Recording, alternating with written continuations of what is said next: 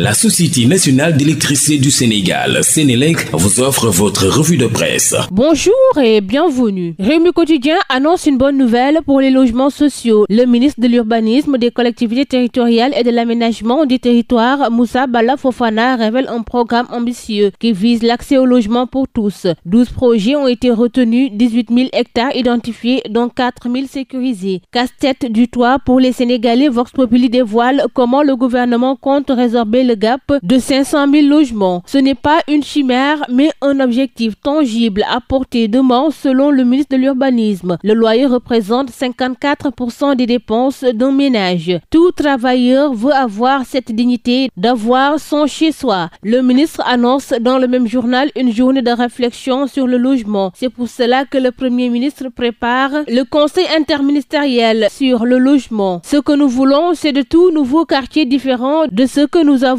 vécu jusqu'à date. 20 promoteurs ont été sélectionnés selon le ministre. Libération est revenue sur le rapport de la Santif sur de présumés flux financiers de 125 milliards de francs CFA. Il relate ce que dit le réquisitoire du parquet financier. Dans les colonnes du journal, on nous apprend que le parquet financier a visé 10 personnes et X dans son réquisitoire introductif, à l'exception de Bokar Mamadou Daf, ancien directeur général de la CMU, dont le placement sous contrôle judiciaire a été demandé. Il a requis le mandat de dépôt contre tout le monde. Amadou Sall, fils de l'ancien président Ndeye Seynabou Ndiaye, la procuration et l'histoire du virement de 10 milliards de francs CFA dans le compte ouvert pour Woodrose Investment Limited à la NSIA qu'il a installé dans la procédure. D'après la Santif, bien que cette entité soit détenue par Ndeye Seynabou Ndiaye, cette dernière avait fait une procuration à Amadou Sall pour gérer le compte, ce qui laisse croire qu'il en serait le bénéficiaire économique. Yoyorbi abonde dans le même sens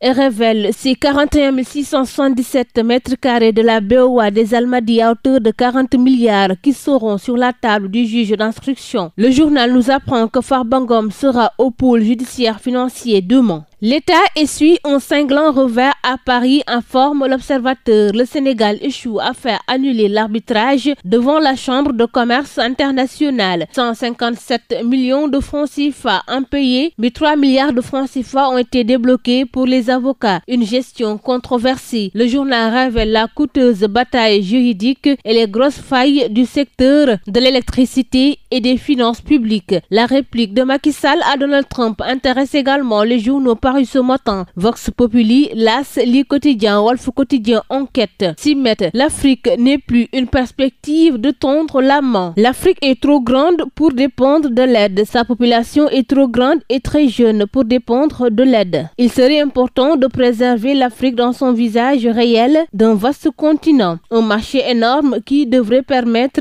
de développer des opportunités, de la richesse, s'exprime l'ancien président de la République Macky Sall. Sur l'allègement de la dette, Macky Sall et d'autres anciens présidents s'engagent. Sud Quotidien a mis en exergue ce matin le FDR qui cherche ses marques. Lancé en grande pompe le 9 février, le Front pour la défense de la démocratie et de la République, qui regroupe environ 76 partis de l'opposition, suscite déjà des interrogations. Près de 3 semaines après sa mise sur pied, le nouveau front qui a été boycotté par le PDS, la nouvelle responsabilité d'Amadou Ba, le parti de l'unité et du rassemblement et autres Gëm Sa Bopp s'illustre par son absence totale dans le débat public sur l'actualité brûlante de ces derniers jours. Le Témoin quotidien s'interroge. Le duo Sonko-Diomaye ira-t-il jusqu'au bout, faisant allusion à la guerre d'opinion entre l'actuel et l'ancien régime sur la reddition des comptes. Le journal évoque les scandales sous l'ancien régime, la question de l'extradition de Macky Sall, Ousmane Sonko à l'épreuve des VAR. Les détails à la page 3 du quotidien. Fait de société pour terminer avec Rewmi Quotidien. À l'école 6 de Ouakam, une enseignante insulte ses élèves. La vidéo devient virale. Une APES réclame des sanctions, écrit le journal, qui précise que dans une vidéo virale sur les réseaux sociaux, on y voit une enseignante faire vivre un véritable calvaire à ses élèves et les insulter de mort.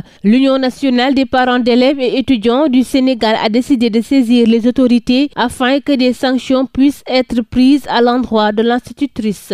Le journal informe également que des procédures judiciaires sont engagées. Dans le même journal, le député Guy Marius Sagna a adressé adressé au gouvernement une question écrite relative au financement LGBT de l'ambassade du Canada au Sénégal. Et puis ce scandale à la page 6 de l'As quotidien. 11 fillettes âgées de 5 mois à 5 ans ont été excisées à Goudomp dans la région de Sédhiou. Ainsi, Global Research and Advocacy Group a mis en place une initiative consistant à intégrer des modules dans des programmes de formation spécialisés tout en respectant les principes d'éthique et de déontologie. C'est tout pour votre revue de la presse. À vos kiosques et très bonne lecture. La Société nationale d'électricité du Sénégal, Sénélec, vous a offert votre revue de presse.